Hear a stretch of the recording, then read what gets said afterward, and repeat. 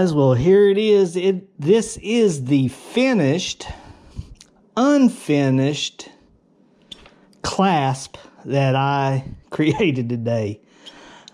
I didn't really want to continue on at this point because I just don't have the craftsmanship to take my little jeweler saw and create a notch inside of there.